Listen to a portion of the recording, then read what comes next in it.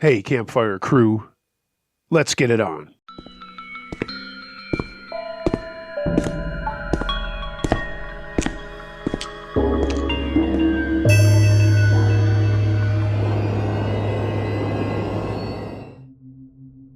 I think I'm being watched by Other Room 8348. Ever since I started living at this house, weird things have happened. It regularly sounds like someone is walking on the outside of the house at night, and it's starting to freak me and my roommates out. For some context, this is a college house. 4 girls in our 20s just looking for a fun place to live. There have been a few different encounters that have led us to this conclusion, and it only continues to fall into place. Let's go back to the summer when the first break-in was. An evening in September in the middle of the week. The garage door, the garage has never been used by us other than for storage, opened, and one of us was at home with music blasting. She heard it and didn't think anything of it, but about 5 minutes later went upstairs to check things out and found our garage door open and back door unlocked. Again, we do not use our garage. She looked around and found nothing missing and figured it was an accident. About a month later we were having a party. It was around Halloween and we decided to have a costume party. Around 12 or 1 a.m., a guest was in our backyard and he turned to see a man walking up the side of our house. When the man saw our friend, he ran away and up a hill. Around this time we also had one of our car windows broken. Nothing was stolen, just the window was broken. Last night while driving around, we noticed a car we had seen drive by a few times and we followed it up the hill. The man in this car, a middle-aged white man, very receding hairline and arms covered in tattoos, came to a complete stop in the middle of the street and turned around to look at us. Then he pulled to the side of the road. He waited there for a few minutes and we waited one street over. We saw him turn left and followed him into the neighborhood in front of ours. That's when we lost sight of him and drove around the neighborhood a little bit more. When driving in front of our house, we were wondering if anyone behind could see into our rooms and went to look in the street behind. The house that had a direct view into my room happened to have the same car that was driving around our house sitting right in front of it. This car is very distinct. It's an old white sedan with a black shoe mark on the rear bumper. We immediately went back to our house and looked out the window at the house and realized we had seen someone there before. On multiple separate occasions, there was a middle-aged man standing in the window looking at our house, or sitting on the back porch in a lawn chair facing our house. Last night when we went to bed, my roommate had her window open and heard footsteps, then our fence gate open, and then heard car doors. The footsteps sounded like they were directly outside her window, and by that time I also heard them. Now, normally I wouldn't jump to conclusions, but I feel like these occurrences just connect too well to be coincidental. If anyone has any ideas or input, let me know. We are genuinely getting scared, and I'll update if anything else happens.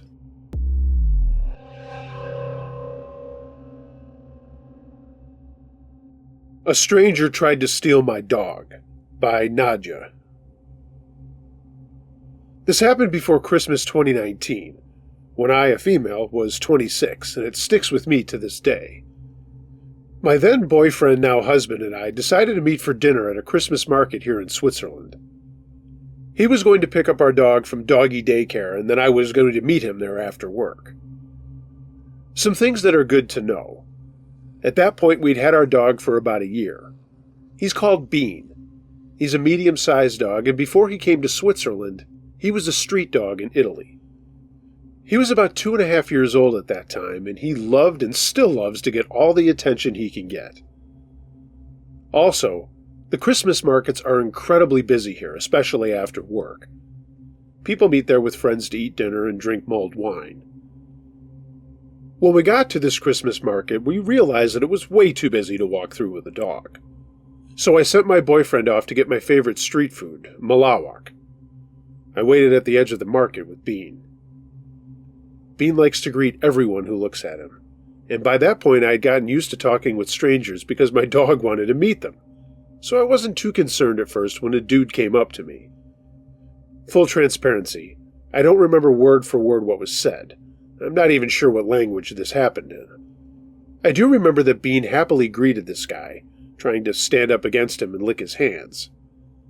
The guy asked for his name and what breed he was, and I told him that Bean was a pincher mix. That's when the situation started to turn. The man insisted that he must be a Basenji. How could I say he was a pincher? All of a sudden, the guy switched. There's no better word to explain it. He grabbed Bean's leash and said, "I'll go now," and just tried to walk off with my dog. Thankfully, I had a firm grip on the leash. I was incredibly confused and flustered and just stammered that he couldn't take my dog. He got increasingly more angry with every second that I didn't let go of the leash, and I loudly told him to leave me alone, and Bean started to bark at him. I'd never seen Bean that angry and scared at the same time, and thankfully the man let go of the leash and slipped into the crowd. I was left standing there, a dumbfounded mess with a mess of a dog. Bean was barking and shaking, so I knelt down to calm him down, and held on to him and was talking to him. My boyfriend was still somewhere in the crowd waiting for our food. After a while, a woman walked up to me and told me not to put my heel on the floor as she'd just seen someone put a firecracker there. I don't know the name for this type of firecracker. They're small, like maybe 1/4 of an inch, and they're usually thrown at the floor to make a little boom sound on impact. Someone had put them under the heel of my shoe, so if I moved, they would explode when I put my heel down to get up. Now, I don't know what's worse. Was it the same guy that tried to steal Bean, or was it someone else who saw a distressed dog and thought, "Wow, let's scare that dog a bit more"? I think the worst thing for me was that apart from that woman who warned me, no one helped me when I was harassed by the weird guy, even though I loudly told him to go away, and there were other people standing very close just watching. Bean was the one who scared off the guy in the end. Thankfully, the events of that evening had no lasting impact on Bean. He still loves to greet strangers. I still remember it, and I don't think I will ever forget it. Uncle Josh note here. I think you're talking about bang snaps, those little white things you get. You just whip them and they go bang when they hit the ground. Probably what you're referring to, and I gotta be honest, it sounds like this guy probably threw him there, that if you moved around, maybe it would have startled the dog and startled you, and he could have made an easier getaway. But that's just me. I'm a different breed of cat. I mean, dog.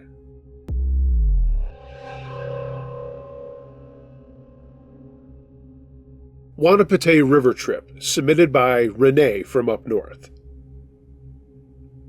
Last May on the Canadian long weekend, my friend that I will call Brad for this story, and I decided to do a 2-day, 36-kilometer trip down the Wanap River in northeastern Ontario. Our trip would start from the Coniston Power Generation Dam, and we would go almost down to a small town called Killarney. In hindsight, it was stupid on our part. We had had a winter with a heavy snowfall of at least 3 feet, and it melted extremely quickly. The snow had disappeared only about 2 weeks prior to our trip, so the water level was very high and very cold. I was planning to make the trip in my canoe, and Brad decided to do the trip in his kayak. When I arrived at his home, I discovered that he had a sit-on fishing kayak, not meant for White River travel. I attempted to convince him to leave it at home and hop in my canoe, but he refused and insisted on taking his kayak. We ended up taking his truck to the pickup point, and we hopped in my vehicle and drove to the power dam and then started our trip. We lucked out that first day because the sun was shining brightly and the temperature was 17 or 18 degrees Celsius. For you Yanks, that's approximately 70 degrees. We had to start at the bottom of the dam, and the current was very strong for the first 200 meters or so. We had 2-foot waves, and it was cold. As soon as I got to calmer water, Brad then started out, and he made it 3/4 of the way, and then flipped into the water. I helped him to get out of the water and get back in his boat, but we realized that he had lost his paddle, and Brad went into shock because of the cold water. We got to the shore and I let him warm up, and I tried to convince him to bring his kayak back to my vehicle and have him hop in my canoe with me. He just said, "No, I'll continue."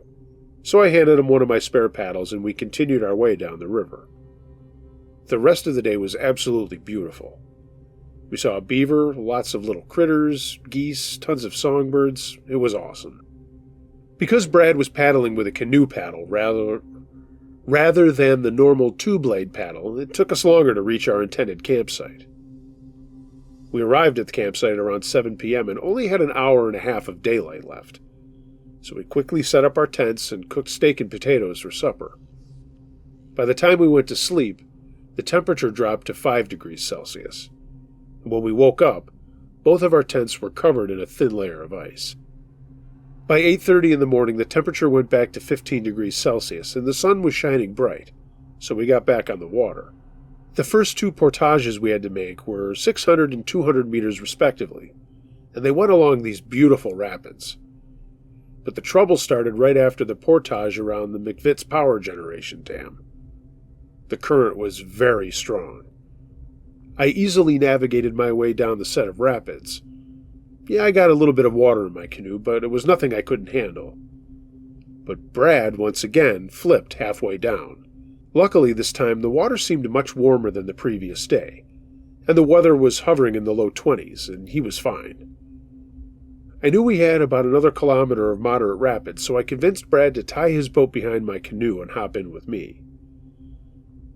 As we kept going down the river, it narrowed from 80 feet wide to maybe 30 feet wide, and the banks became very steep. Basically, we were stuck in a funnel, and the current was so strong that it swept us past the portage trail that we needed to get on. No matter how hard we paddled, we couldn't reach the shore, and the canoe was now going sideways, on the verge of going backwards. I managed to straighten out the canoe as we approached a bend in the river, and we could hear a loud roar of rushing water. I yelled to Brad to paddle as hard as he could, as I knew going down some rapids sideways was about the most dangerous thing we could do. As we got around the bend, the river was now 10 or 15 feet wide, and we got dragged over a 7 or 8 foot waterfall and flipped. We both got tossed out. From this point on, everything went in slow motion for me. I remember yelling at Brad to grab the canoe, and then I felt I was getting dragged down under the water. I quickly expelled as much air as possible and took a deep breath. I was underwater for a good 30 seconds and then popped out about 20 feet up the river as I reached the same point where I got dragged under. I got pulled down again, only to come back out exactly at the same spot I came out last time. I was scared that I was caught in a backwash and didn't know how long I could keep holding my breath. And every time I went back under, it seemed to last longer. As I got pulled under again, I decided to accept my fate. I was considering to just stop holding my breath and let whatever was going to happen to me happen. That's when I had a vision of my 8-year-old son crying, and somehow I heard my 11-year-old daughter screaming, "No, Papa, don't go." Then I popped up at the surface. At that moment, I decided to do whatever it took to get me home to my kids. I looked around and saw a dry bag floating next to me. I knew that bag had Brad's first aid kit, his truck keys, and a fire starter kit and some snacks. I quickly grasped for the bag, and it provided some buoyancy, and it seemed like I managed to get out of the backwash as I finally went past the point where I would get pulled down again. I started to swim for the riverbank and made 4 failed attempts to get out. I was unable to grab any cracks or branches to pull myself up, but on my 5th attempt, I felt a rock under my feet and managed to grab a branch and managed to get out with the bag. I remember just gasping for air, and I looked up the river and saw that Brad had managed to get out as well. I then noticed my canoe that was still tied to the kayak was coming my way. I knew that the current was too strong for me to pull them out, but I also knew that the surrounding forest was too dense to bushwhack through, and the only way back to civilization was in our boats. So I jumped back in the raging river and clung onto the canoe for dear life. I ended riding down some Class 2 or Class 3 rapids for some 800 meters. And at one point, I was in front of the canoe, and I felt my back hit a rock. I was scared that with the pressure from the water, I would get pinched and crushed between the rock and the boats. Luckily for me, I saw the kayak float past the canoe and pulled it away from me. I just held on as hard as I could and refused to let go of the boat. I was pinned against the rock, water going over my head, but I slowly rolled off the boulder I was stuck on. I was sure that my arms would get pulled out of my arm sockets. I just kept clinging to the canoe until I finally arrived in calm water. From there I used the last of my strength and swam to the slippery clay and rocky shore. I tied the canoe to a branch, and I somehow managed to get the kayak out of the water and empty most of the water out of my canoe. To my surprise, my water bottle that was unsecured managed to stay in. No bags were missing. The only thing I didn't have was a paddle. I pulled out the food pack and noticed that it was bone dry, and my phone was still working. I tried to call 911, but there was no service out there. At that point, I must have passed out. Everything went black. I have no clue if I was out for 2 minutes or 10. When I came to, I immediately panicked as I couldn't see Brad anywhere. I grabbed my water bottle and started to walk up along the riverbank. After a minute or two, I saw something red in the trees ahead of me, and it was Brad's life jacket. He was combing the river for my body. He looked fine, though he had lost a shoe in the rapids, but luckily for him, he found that bag that I saved. His spare camp shoes were in that bag.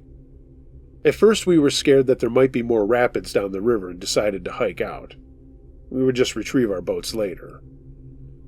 The GPS on the phone indicated that we had 15 kilometers to the closest road, and we quickly realized that there was no way we could do that. It would take us 3 days just to cover that distance in this terrain. We had nothing dry to wear, and at night we knew it would drop below freezing. We also knew that if we stayed out there, our chances of survival were slim. We then decided to find some large sticks and use them as paddles. We would stay close to the shore, and if there was any more rapids, we would just get out of the water. Using sticks would make us much slower, but I managed to find a huge 10-foot sapling that was 4 inches in diameter and had a big knot at one end that could displace some water. My fingers hurt as the big log was awkward, but I kept paddling, and I felt like I was in one of those boats in Venice. After a kilometer or so, I knew that according to the maps, we only had flat water and no more rapids. But we weren't out of the woods yet. We had nothing dry to wear, and we only had a few hours of daylight left, and we knew the temperature would drop to near freezing. I kept hoping to see a camp or some fishermen, but there was no luck there. As for Brad, he was no longer paddling. When he spoke, I could hear the despair in his voice. We went by the old Burwash prison that closed down decades ago, that we desperately wanted to look at, but at this point we were too cold and hungry to care. I only had a few milliliters of water left in my bottle, and a life straw for us to drink. All of a sudden, some 10 kilometers away from the bridge where we had to pull out, we saw something orange sticking out of the water. It was the wheels that attached to the kayak for the portage. Then, 5 minutes later, I saw some red. It was one of my spare paddles. That probably shaved some 30 minutes off of our trip. Shortly after, I found my hat from Scout Group 601 from my days as a canoe guide in the late 1990s. And just a few feet from there, I saw my tackle box just floating under the surface. As I reached for it, I saw bubbles come out of the box and it sank. Crap. There goes $100 worth of equipment. But at that point, we still had 5 kilometers left to go and maybe 2 kilometers an hour. I could see Brad shaking like a leaf, and I could hear his teeth chattering, and it was maybe 10 degrees Celsius, and it was getting dark fast. I told him we were going home tonight to his wife and kids. When we finally reached the bridge, we had to walk about 5 minutes to get to his truck. I think the walking helped Brad, though. After 2 minutes, he seemed more coherent and stopped shaking. We had his keys that I managed to save in the rapids and started up the truck. Brad got even better as he cranked up the heater. We ended up loading his kayak in his truck and hid my canoe and equipment under the bridge, and he drove me back to my vehicle. On our way out, we saw 2 cow moose with their calves on the side of the road. Fortunately, they stayed in the ditch, as Brad didn't see it until I pointed them out. When I arrived at my vehicle, it was past 10 p.m. I immediately called my ex and made her wake up the kids so I could tell them that I loved them. I went to a gas station and bought some food as my stomach was growling, and the clerk saw that I was in pain and pale, and after I told him what had happened, he let me have those $8 store sandwiches for free. I had to call a friend to come with me to retrieve my canoe and equipment, and I didn't arrive at home until 3 a.m.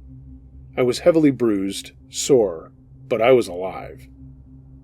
As for Brad, he got home around 11 p.m. and he had cracked some ribs and had a sore leg. His wife drove him to the ER. He promised his wife to never do a river trip in the spring again, but he was alive. I have no doubt that if I hadn't jumped back in the river to save my canoe, Brad's wife would have reported us missing, and the search and rescue, they would have found us, dead of exposure.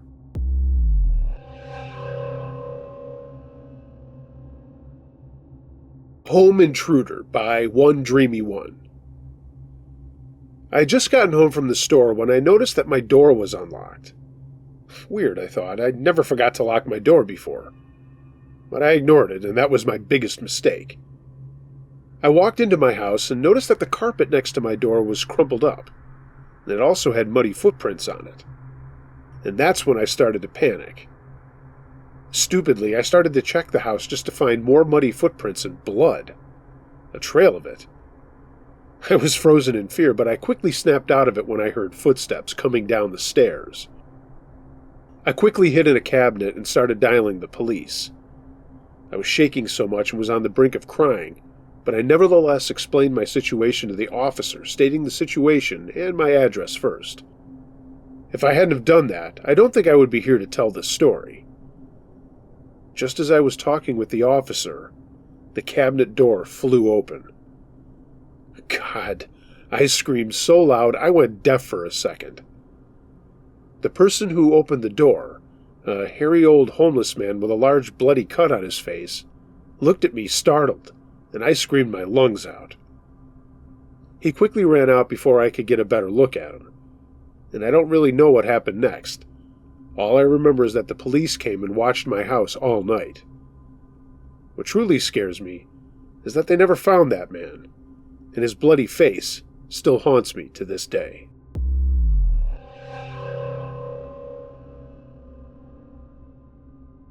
Creeps at the Supermarket, submitted by Joe. When my daughter was about 1.5, my wife and I often took turns taking care of the shopping while the other one could get some time alone. Not that a 1.5-year-old is that hard to take care of, but it was nice if she wanted to get her nails done or I could just get some things done around the house.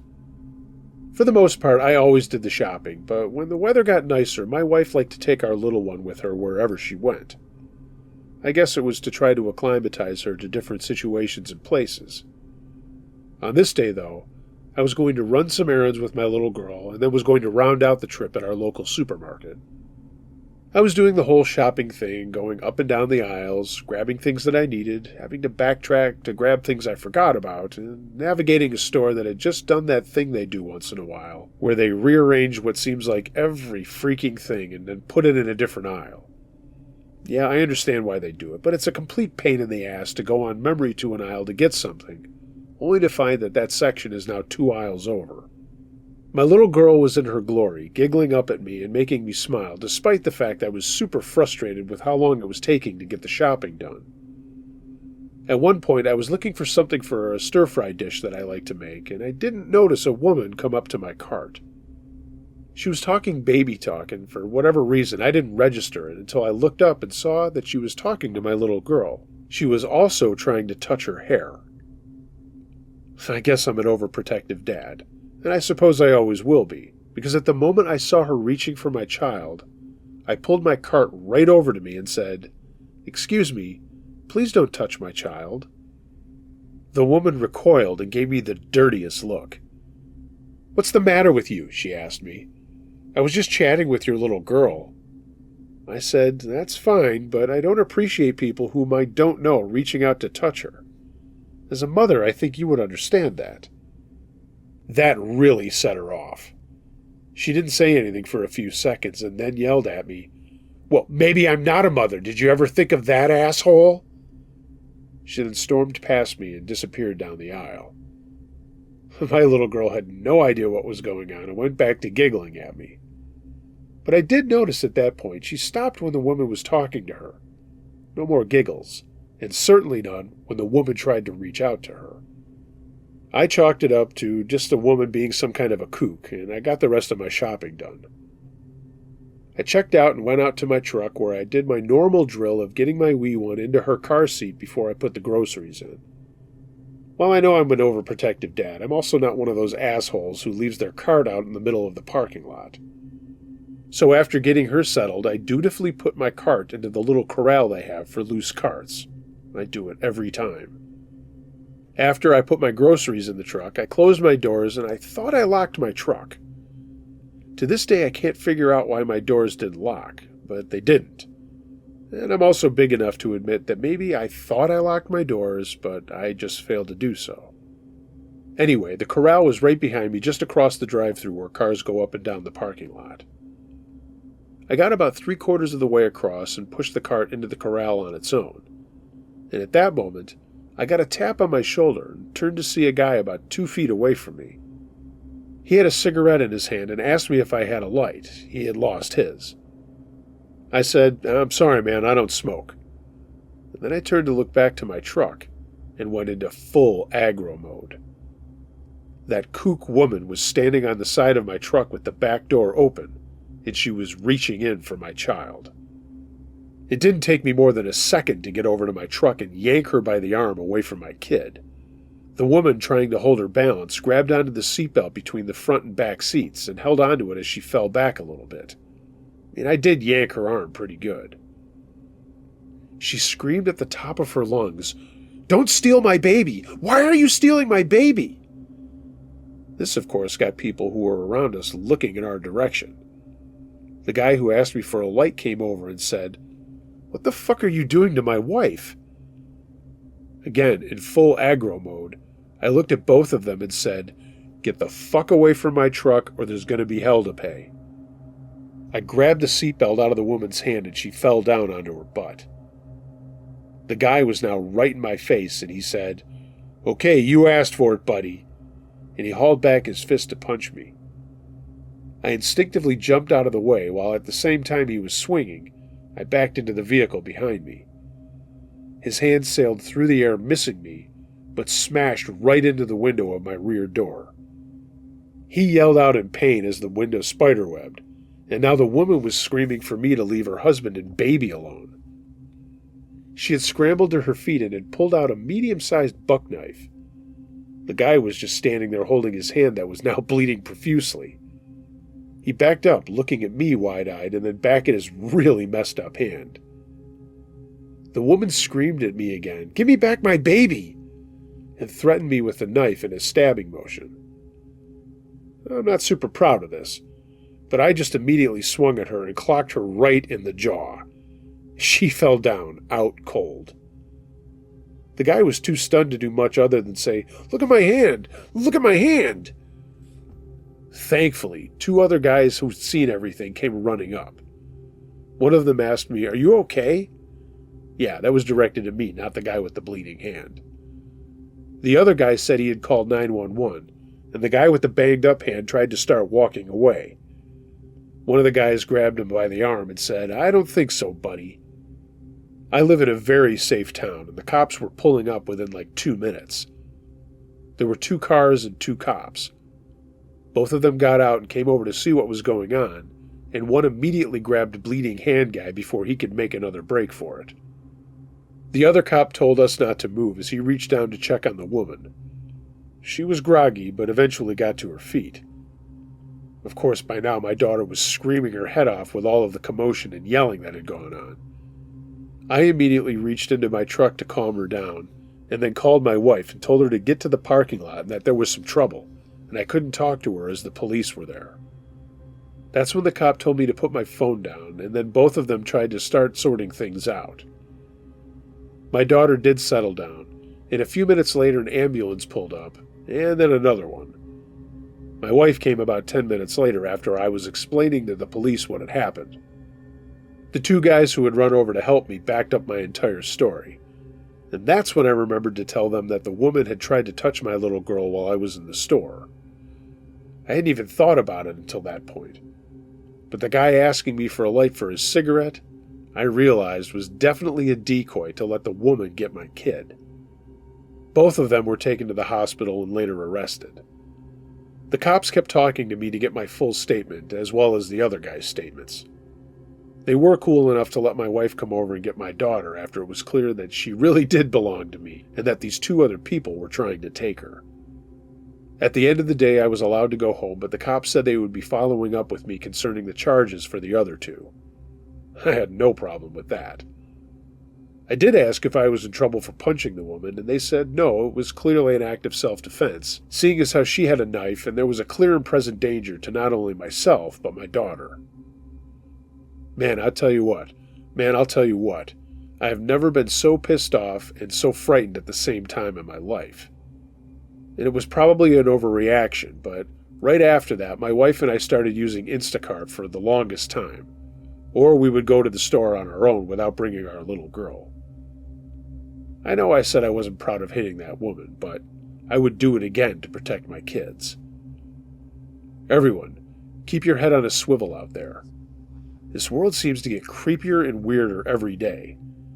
And although this was a few years ago, I still remain as vigilant as possible wherever I go with my wife, my little girl, and now my son. Never let your guard down. You never know who is out there willing to do something crazy.